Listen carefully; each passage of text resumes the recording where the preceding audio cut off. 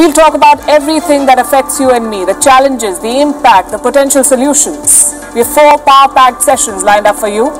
But before we get to that, let me also invite Dr. Harsh Vardhan, Minister of Health and Family Welfare in India and the WHO Executive Board Chairman, to deliver a keynote address. Dr. Harsh Vardhan, welcome to Beyond. Dear ladies and gentlemen, I am grateful to Beyond Channel for giving me this unique opportunity to address their world audience at a time when we are transiting through one of the gravest epochs of human tragedy. COVID-19 has been a wake-up call for humanity. The pandemic has created unprecedented emergencies. We are facing a situation where human beings are striving to just simply stay alive. When we all understand that there are going to be many urgent health challenges in the next 2 decades, when we know very well that our world has changed. Friends, all these present challenges demand a shared response because these are shared threats requiring shared responsibility to act. These are times when leaderships across countries must come together and stand in unison. When Beyond Channel got in touch with me, I told them that I shall be pleased to speak on this prestigious platform and convey India's feelings to the rest of the world. There is an immediate need to overcome the current catastrophic scenario and act now, not only to respond to the health crisis, but to build a just and sustainable future. We urgently need a strong and efficient multilateral system. We need global leadership, collective action, and shared responsibilities in order to save our current and future generations. The reality today is that COVID has impacted and changed everything. In such a scenario, we have to strive hard to ensure the right to health for all, provide financial and investment relief for developing countries, create decent and sustainable jobs, secure children's rights, respect nature and its life cycles, accelerate action on climate change, and enhance effective global cooperation. Indeed, these are unprecedentedly trying times. Yet I feel extremely privileged to be serving my country as the health minister. In India, a country of 1.35 billion people, we have left no leaf unturned to mitigate this deadly virus. Led by a dynamic and visionary Prime Minister like Shri Narendra Modi, we have demonstrated to the world that when India decides, it performs. We have faced the threat of COVID-19 in a proactive and preemptive way with unmatched scale and determination. We have managed to contain the pandemic geographically, and our disease burden is amongst the lowest in the world, thanks to the timely implementation of stringent containment strategies. The total burden of confirmed cases and deaths is among the lowest globally, despite our large population. We have had about 1.6 million cases and 35,000 deaths 6 months into the pandemic. In contrast, with an almost equivalent combined population, Europe with 740 million and North America with 580 million together had 8.2 million cases and 4,18,134 deaths, despite having much stronger health systems in place. So far, we have had 1185 total confirmed cases per million, against the world average of 2,222. Total deaths per million in the country are just 26 compared to the global mean of 86. The outbreak has been fairly contained within the country as well as with the vast population of our nation having low or negligible infection prevalence. Even today, over 90% of the active cases come only from 14 states. The others together have only 10% active cases. Nearly 44% of our total cases and 60% of our deaths are confined to 10 cities. Notwithstanding the challenges in containing the disease in metros and large cities, the fact remains that overall the nation has ensured that the pandemic remains manageable. However, we all have to admit that the current pandemic has demonstrated the vulnerability of humankind to exigencies. Recognizing the fact that we need to act with greater speed and predictability, the pandemic has made humanity acutely aware of the consequences of ignoring the preparedness of our healthcare systems. In such times of global crisis, both risk management and mitigation require further strengthening of global partnerships to reinvigorate interest and investment in global public health. We also need to make higher commitments in respect of diseases that have plagued humankind for centuries. We need to conquer the adversaries with collaborations and by supplementing each other by pooling our resources. We need an aggressive roadmap to curtail deaths from diseases that can be eliminated. We need a fresh roadmap to address global shortages of medicines and vaccines. Friends, I feel privileged to state that India is at the forefront of the global quest for COVID-19 vaccines. 2 indigenous vaccines are under phase 1 and phase 2 human trials. These include the vaccine based on the inactivated ICMR virus being developed by Bharat Biotech and the DNA based vaccine developed by Cadila Zydus. As I speak, a few hundred volunteers have already received the trial vaccine. Another renowned manufacturing company of India, the Serum Institute, has sought regulatory clearance for phase 3 clinical trial for the Oxford vaccine. In addition, another 3 to 5 vaccine candidates are under development in various national biotechnology laboratories of the country by our dedicated scientists. India is the biggest manufacturer of vaccines in the world in terms of volume. It is therefore certain that India will be the production hub for COVID-19 vaccines. India's vaccine endeavor is not just for India, but for the entire world. We recognize this responsibility given our capability and capacity, and we shall fulfill it. As history has shown, choices made during crisis can shape the world for decades to come.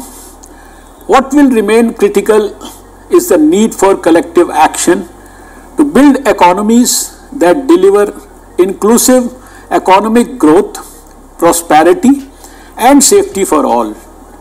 Political leaderships at such a time are critical. Only nations that have decisive leadership can take on these challenges and deliver. We in India undertook the COVID-19 challenge with the highest level of political commitment. Our Prime Minister, Shri Narendra Modi, personally monitored the situation and ensured a preemptive, proactive and graded response. India started its preparedness measures much before the outbreak was even declared a public health emergency of international concern by the World Health Organization.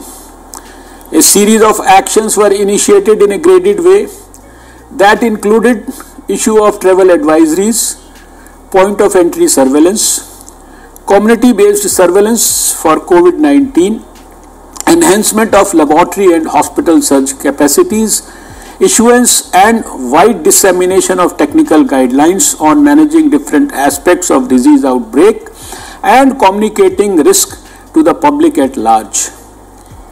India, in an attempt to decelerate the transmission of the disease, took some very bold steps like implementing the world's largest lockdown from 25th March to 30th June 2020. The lockdown, led by our Prime Minister, witnessed the entire nation standing by his side, and their participation made it a resounding success. We feel that this contributed significantly to the steady decline in growth rate of cases from 24.3% then to the current 3.5%. You shall be happy to know that in India over 64% of those affected by COVID-19 have already been cured and discharged. Yesterday, India crossed a benchmark when the number of cured and discharged persons touched 1 million, lighting hope in the hearts of the people. Prime Minister Modi has been reaching out directly to people through national radio and television, urging them to stand together to fight the pandemic. He gave a clarion call for COVID-safe behavior, emphasizing on wearing a mask, keeping a physical distance, and maintaining hand hygiene. He promoted the use of traditional Ayurveda products to boost immunity. He has been exhorting people to look after and protect the elderly. I must admit that the current COVID-19 situation also offers us hope for new ways of forming and sustaining solidarity across cultural backgrounds, faith traditions, political systems, and geographic borders. This new, more positive transnational solidarity was showcased in the form of intercultural transnational medical diplomacy, where countries have been sending doctors, paramedics, medicines and medical equipment across borders to those countries hit most severely by the pandemic and those that lacked certain medical expertise and supplies. The example of India is a good case in point, where medicines and medical equipment were sent to smaller nations to exhibit transnational solidarity at a time of acute health crisis.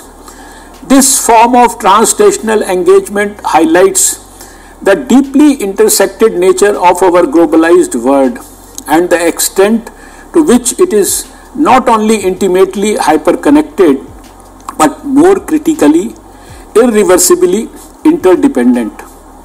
Our post-COVID-19 world order must heed the lessons of this pandemic as it reconfigures international relations, intercultural engagement and transnational solidarity in ways that will ensure we are better able to deal with the future crises when they happen again.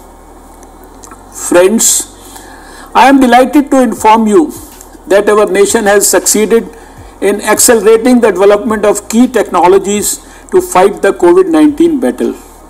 When the pandemic hit us, we had nil capacity to manufacture PPEs. Today, the country has a production of over 500,000 PPEs per day. We have been following the 3T mantra: trace, test and treat. We are conducting more than 600,000 tests every day, mostly with indigenous kits. We are self-sufficient in the manufacture of the N95 masks and ventilators and have now taken a decision to start exporting these critical goods which are essential for fighting this pandemic globally. In the recent past, India has also supplied hydroxychloroquine to more than 100 countries across the globe. Within a short period of time, we were also able to develop Arogya Setu, a cutting-edge contact tracing, syndromic mapping and self-assessment tool, which has now become the world's fastest growing mobile application. I can tell you that for the first time in history, nearly every scientist in the world is focused on the same problem. And this is starting to pay real dividends. Ladies and gentlemen, India has so far reported 1.5 million cases and nearly 35,000 deaths due to COVID. The urban populations, and in particular urban settlements with high density of population, are among the worst affected. India has already been following a steadfast approach to improve its health systems and attain universal health coverage. The focus has been to improve the national core capacities to fight public health emergencies of national and international concern. But the magnitude of efforts undertaken so far were not in consonance with the magnitude of threat which COVID-19 posed. In effect, this is also true for the developed nations, which had historically been investing a higher proportion of their GDP on health systems. The priority actions were to build national core capacities to address such pandemics. The ongoing integrated disease surveillance program, one of the biggest in the world, was further strengthened. Through this program, with a network of surveillance professionals up to the cutting edge level in the districts, 3.3 million people were monitored for community-based follow-up. Starting with just one laboratory for testing of samples for COVID-19, the network of existing laboratories was progressively expanded and in a limited span of time was augmented with 1,331 laboratories, both in the public and the private sector, to test samples for COVID-19. As on date, we are conducting 0.5 million tests a day. India is presently testing 230 tests per million per day. That is much above the WHO recommended average of 140 tests per million population per day. An approximate number of 10 million tests have actually been conducted since last 1 month across the country. The country has now attained self-sufficiency in testing infrastructure as well as diagnostics with indigenous technologies such as TrueNet machines that have been repurposed for testing COVID-19. Additionally, point-of-care antigen-based testing has been introduced in a major way in containment zones. Today, India has over 15,000 COVID treatment facilities with a total isolation bed capacity of 1.4 million beds. Harnessing local technology, our premier Defence Research Institute, Defence Research Development Organization, has set up large field hospitals within 2 weeks' time with capacities ranging from 1,000 to 10,000 isolation beds. Keeping pace with evolving knowledge about COVID-19, my ministry is regularly updating the clinical management protocol for managing COVID-19 cases. Various cadres of personnel and volunteers beyond the health sector have been identified to create a strong army of COVID warriors. To build their capacities, training resources have been made available through online training modules and webinars. To bring about behavioral change in India's diverse communities, communication material and toolkits have been developed and disseminated in local languages. COVID has shattered all sectors of the economy: agriculture, construction, trade, travel, tourism, transport, etc. To overcome these testing times, our Prime Minister, Shri Narendra Modi, has come up with Atmanirbhar Bharat Abhiyan to promote the local businesses. A special and comprehensive economic package of $266 billion that accounts for 10% of India's GDP has been announced to bring the economy back on track. This scheme provides for an investment of $14.4 billion to build capacities for epidemic preparedness and response.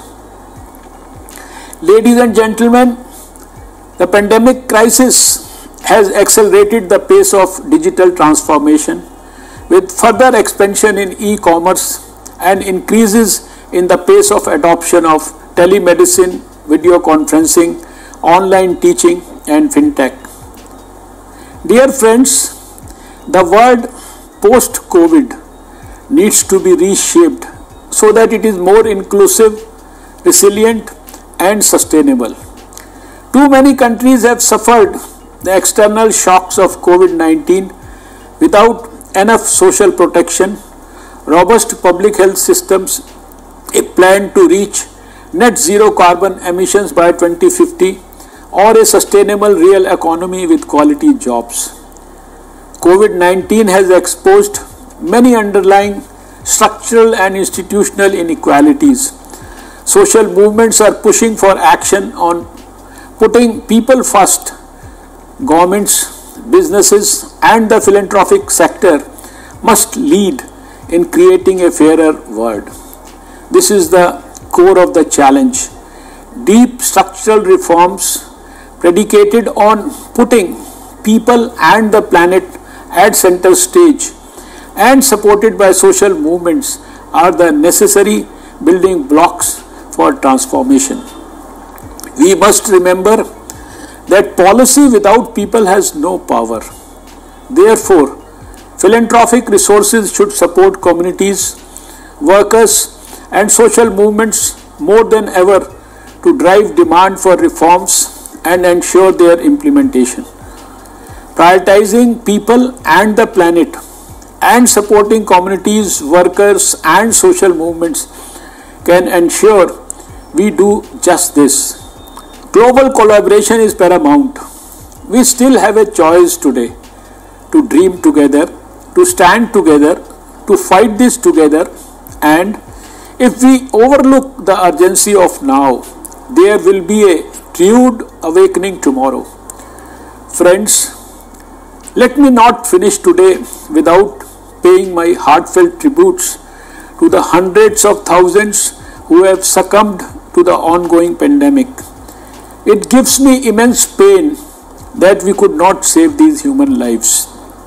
I would also like to take this opportunity to thank our frontline health workers across the globe, our COVID warriors, who are undauntedly fighting this battle every day, who risk their own lives to save others. A big shout out to all of them. Wherever they are, whichever country, we just cannot thank them enough. Thank you, my friends.